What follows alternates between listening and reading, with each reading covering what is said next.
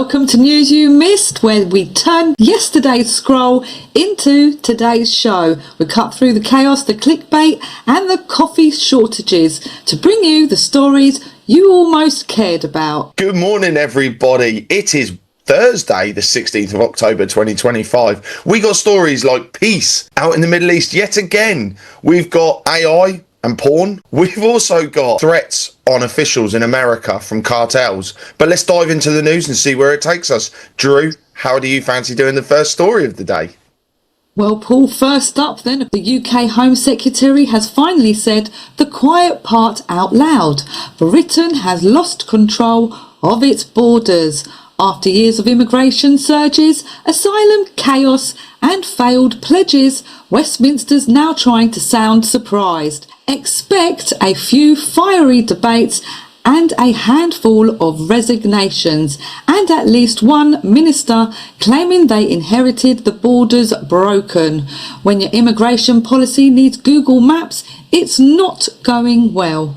My first story, the Department of Homeland Security has warned that Mexican drug cartels are offering bounties of up to $50,000 on ICE and CBP agents. Smaller payments are reportedly being offered for doxing or assaults, while high-ranking officials could fetch up to the full $50,000. Secretary Kristi Noem called it an organised campaign of terror, but vowed we will not back down. The alert comes as legal battles continue over National Guard deployments in Illinois aimed at protecting immigration officers amid rising threats.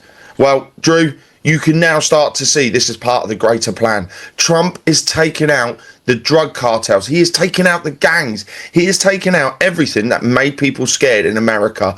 Good on you, President Trump. And trust me, he's got a plan and he is seeing it through. I hope he comes to the UK. Me too. Flying to Moscow, Syrian President Ahmed al-Shara is set to meet Putin, reportedly to discuss Assad's future. That's right, Assad's own allies might be trading him like a political NFT. Expect Russia to call it strategic consultation, which usually means don't ask questions. And staying on my previous story, President Trump has confirmed he's authorised CIA operations inside of Venezuela.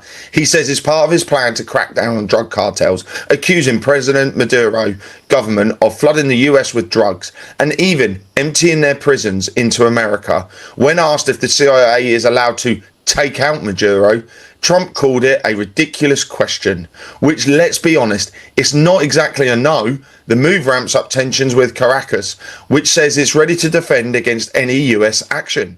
Moving to Asia, South Korea just told its citizens don't go to parts of Cambodia after job scams, kidnappings and student deaths turned vacations into thrillers. Other nations may follow. Tourism slogan suggestion, come for the beaches, stay for the ransom note. The US State Department has revoked visas for several foreigners who celebrated the assassination of conservative activist Charlie Kirk. The individuals from countries including Germany, Argentina and Brazil allegedly posted messages saying Kirk deserved to die. The State Department said the US has no obligation to host foreigners who wish death on Americans and will continue targeting those who glorify violence. Meanwhile, President Trump posthumously awarded Kirk the Presidential Medal of Freedom, accepted by his widow, Erica. Crossing into South Asia, Pakistan launched airstrikes inside Afghanistan's Kandahar province, targeting militant groups it claims are behind border attacks. It's the latest escalation in a long, messy, post-Taliban power struggle. When your foreign policy includes bomb the neighbours, it's not diplomacy, it's dodgeball. OpenAI CEO Sam Altman says ChatGPT will soon allow adult content, but only for verified users. The move marks a major policy shift for the AI platform, which has long banned anything erotic.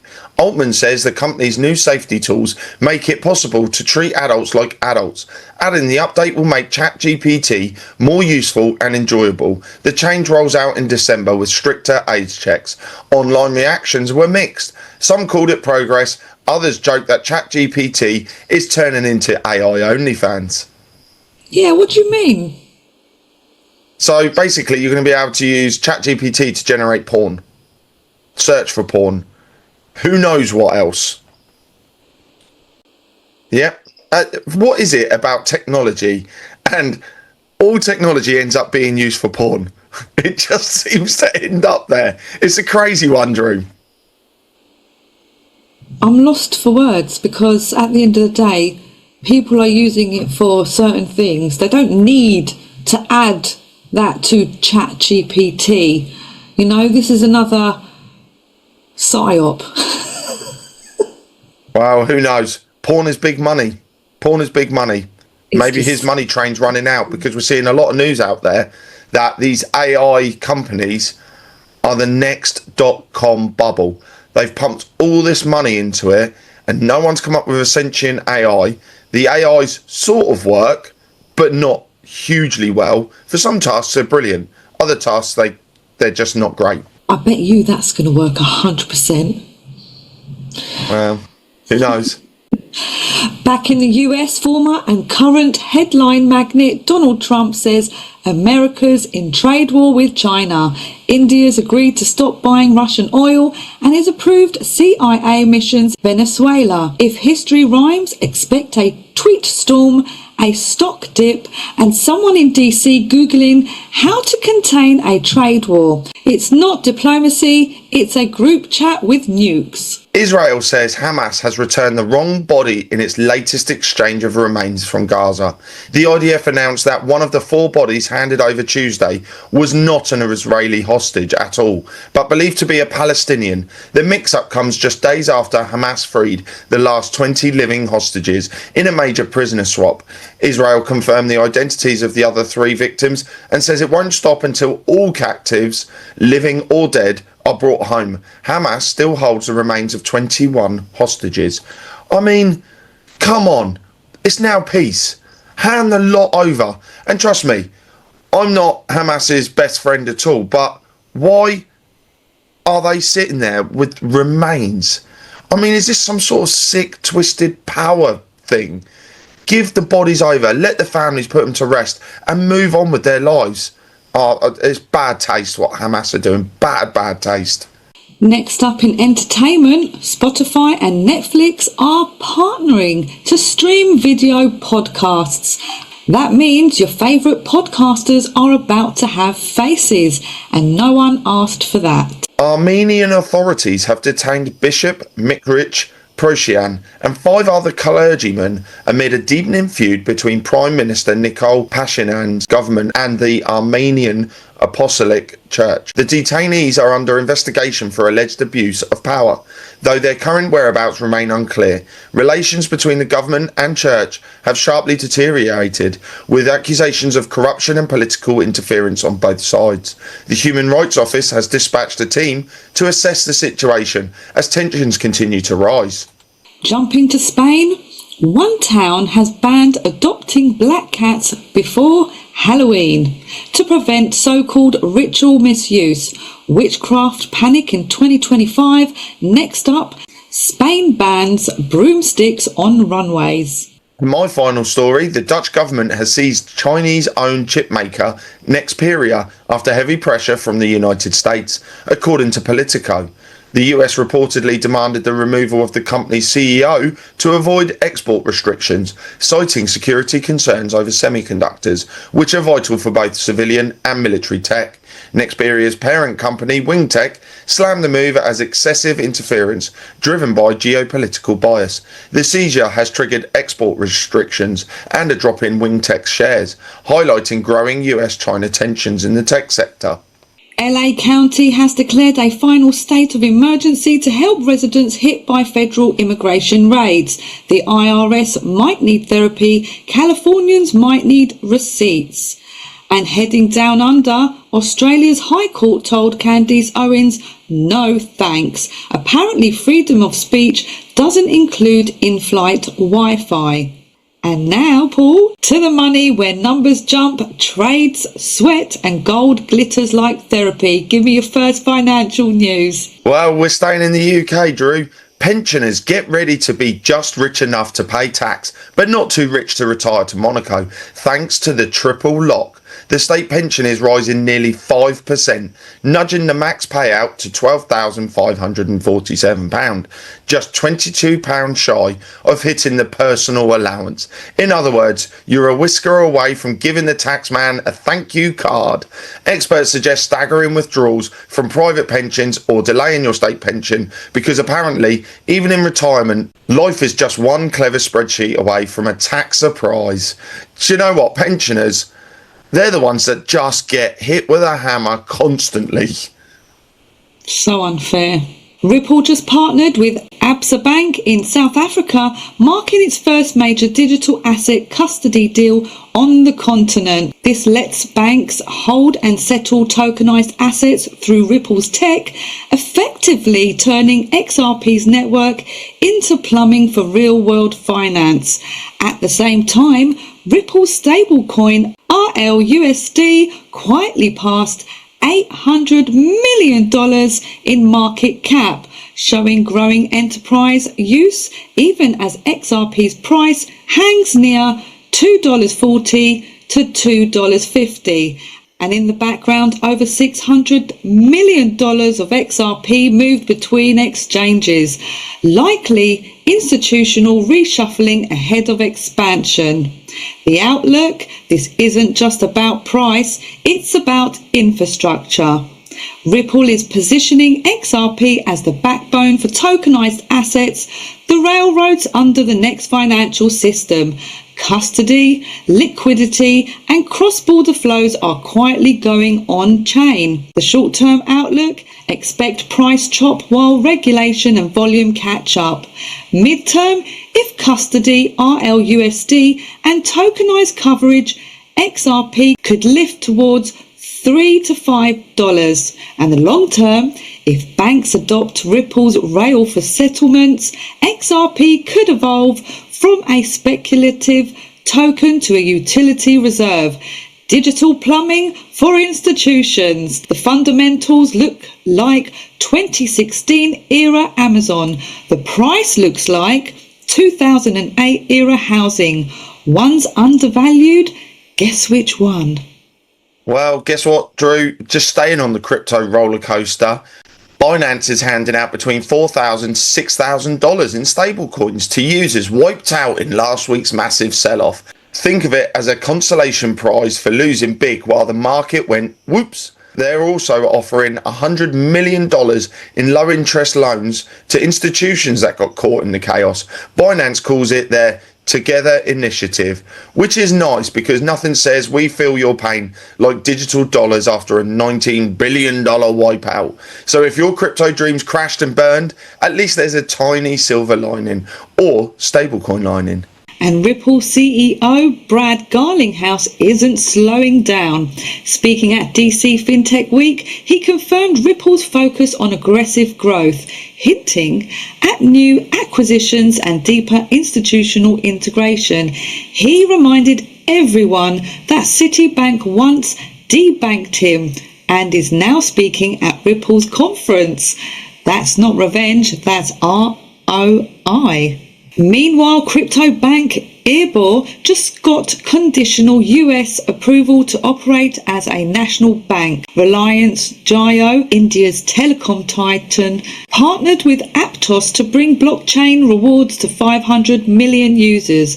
And Coinbase is rolling out the blue carpet, preparing to list BNB pending technical checks. The outlook: this is the era where TradFi and DeFi swap business cards. The bull market isn't coming, it's quietly merging and signing NDAs. And despite heavy US tariffs, China's export jumped at the fastest pace in 6 months.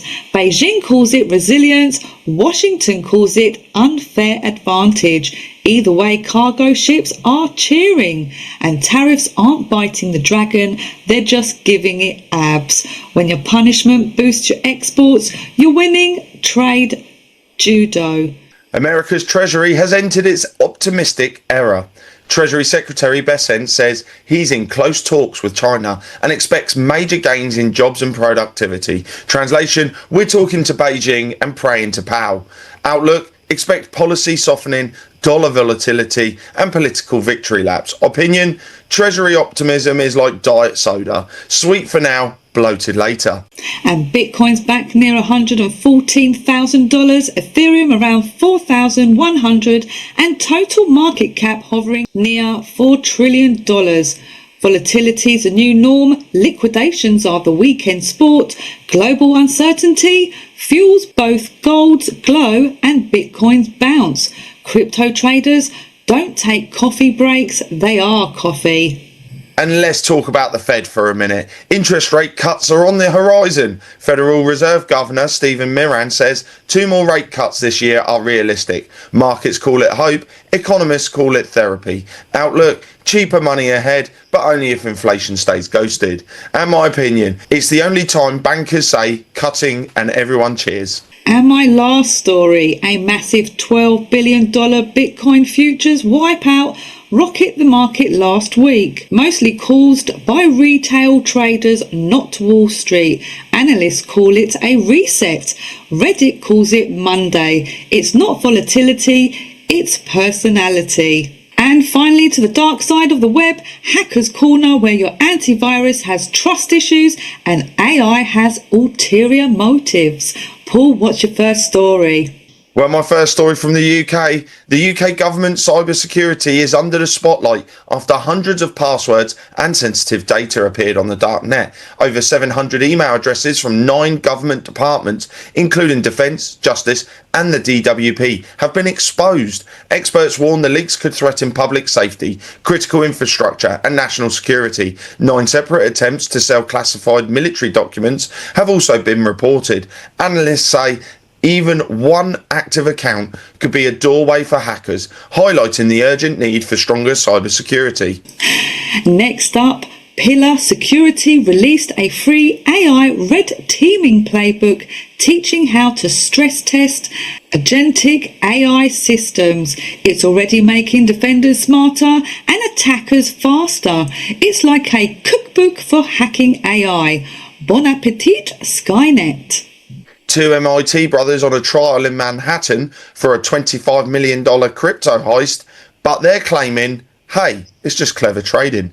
Prosecutors say Anton and James Pereira spent months outsmarting Ethereum transactions, turning other people's crypto into digital monopoly money. Their defense: they were just beating predatory trading bots at their own game, a bit like chess, but with millions of dollars and no rules. The court will decide criminal masterminds or just extremely nerdy financial geniuses. Well, Drew, this is it, isn't it? We're seeing crypto now becoming fully mainstream. We're seeing scammers getting closed down. We're seeing, dare I say it, dodgy trading getting closed down. We're getting close to the big adoption. And a Chinese apt group nicknamed Jewel Bug hid inside a Russian IT firm for 5 months, exfiltrating data to Yandex Cloud.